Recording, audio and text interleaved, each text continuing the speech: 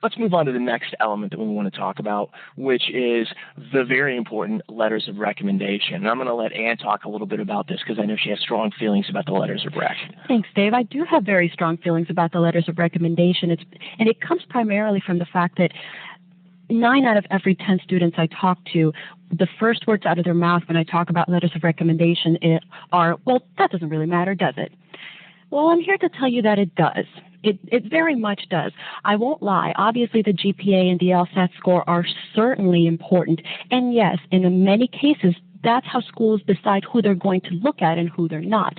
But when they do look at you, that's when the letters of recommendation, the addendums, the resume, et cetera, that's when they start becoming important.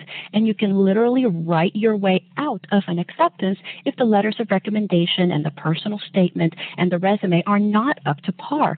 So let's talk a little bit about what the letters of recommendation actually are, because they matter and they're important. And moreover, you have control over them. That's incredibly important, and it's so very empowering. You have control over what people can say about you. You always do.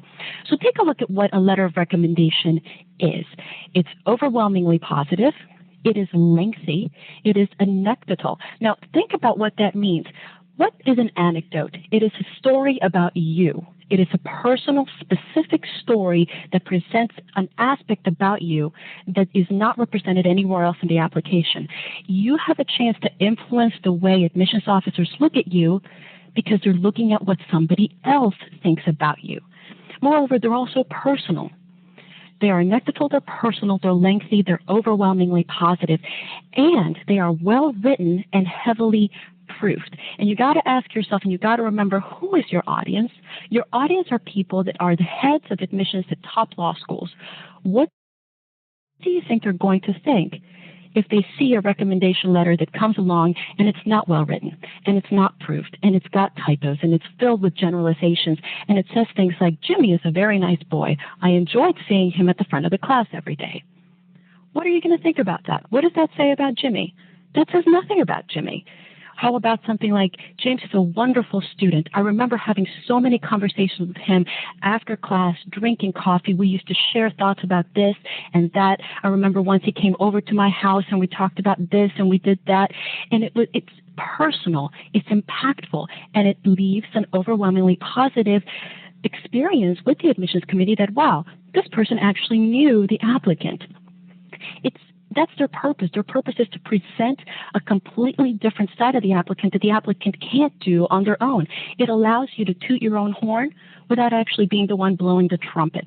That's the thing about the letters of recommendation. Moreover, the one big thing I want to really bring up is more often than not, I have students tell me that, well, who should I pick for my recommendation? Should I get this big professor? I had this professor and he was awesome. He's written about 20 books. He's the head of the department. Everybody knows who he is. And then I asked him, well, what classes did you take with them? Oh, I was in his big lecture course. It was amazing. Well, does he know who you are? Could he pick you out of a lineup? Well, I showed up at his office hours a couple times. Okay, what can he say? Well, we had a nice chat. Well, what did you talk about? Oh, we talked about a paper. Now you ask me, what exactly can this person really tell you? Can this person tell you who you are, how you talk, how you think? Can they say anything positive and specific? No. How about the TA in that class that you shared hour upon hour upon hour with 3 times a week and knows you inside and out and can recall specific anecdotes? Who do you want? The Nobel Prize winning professor that everybody knows but can't say one thing about you? Or the TA that's just working his way up but can talk a mile a minute for an hour and a half about you and just say positive things? Titles aren't everything.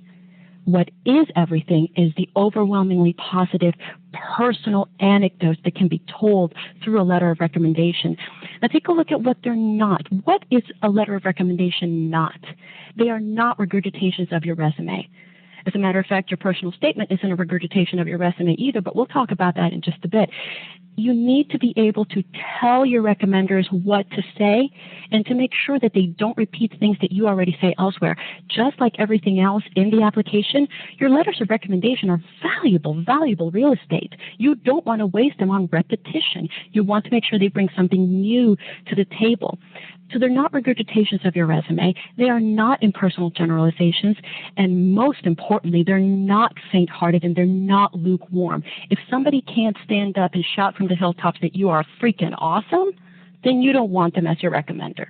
You need somebody that loves you and wants to see you succeed to be writing these letters of recommendation for you. And let me kind of second some of Anne's thoughts there.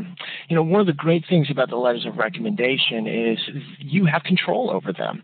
You have the ability to talk to the recommender and let them know that there's certain aspects of your application or your person that you would like them to talk about. A lot of people just walk up to whoever it is they want to have do the recommendation. They say, can you write me a recommendation? And they hand them the form, and they're like, thanks so much, and they leave. That is not the right way to do this. A better way to do it is to actually give them some documentation. The resume, for example, is a great thing to help remind them of all the different achievements that you have accomplished in your career, in your academic life, and so forth. And to let them know, this is what I would really like to see from you. It would really help me if you would write it in this particular fashion, and kind of give them a synopsis or an overview of what you would like from them. Having been asked to write recommendations before, I can tell you when students do that, it makes life so much easier because all of a sudden I'm like, this is what they need from me. I can respond to that. When somebody just walks up and says, I need a recommendation, I'm like, well, what part do you want me to talk about? If you want me to just kind of like be broad, it's going to feel broad. And that's one of the things about these letters of recommendations that are really critical. You cannot have them be generalized. You know, in here, we talked about what they are, and we have that idea of they are anecdotal. And literally, they're very anecdotal because they're telling stories about you, and they're personal as well. We want something here that is actually going to be talking about you. And Anne gave a great example about the difference between, you know, a recommendation that's kind of like, oh, I really like that person. He was a lot of fun in class versus, all right, I've spoken to this person. The whole idea of a generalized letter of recommendation is something that a lot of people just feel like, give a few ideas. No, not just a few broad ideas. I want many specific insights into your character and your person so that if I'm on the admissions committee, I can really get a sense of who you are. And of course, the great thing is letters of recommendation don't have to be all about the positives.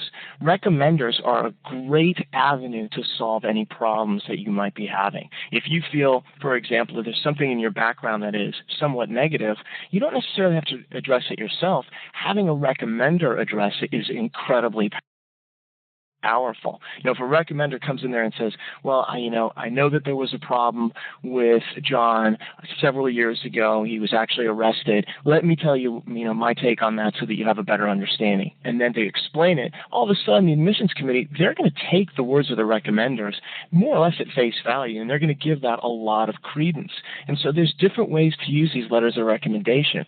Don't just hand it off to your recommender and say, oh, please give me a general recommendation. Give them notes. Give them a good idea of what you would love them to say, and make sure that they understand that the longer that this is, the better that it will be, and that the more detailed it is, the more powerful and compelling that it will be. Now, I also want to kind of like underscore the idea that Anne talked about, where do you want somebody with a big, impressive title, or do you want somebody who actually knows you a lot better? And she said that titles aren't everything, and I cannot agree with that more. I once listened to one of the Yale admissions staff talk about recommendations, and what he said was very clear about it. Because if this person doesn't know you, I'm going to know that immediately. I will be able to sense that within the writing, and guess what? That's a big black mark against you.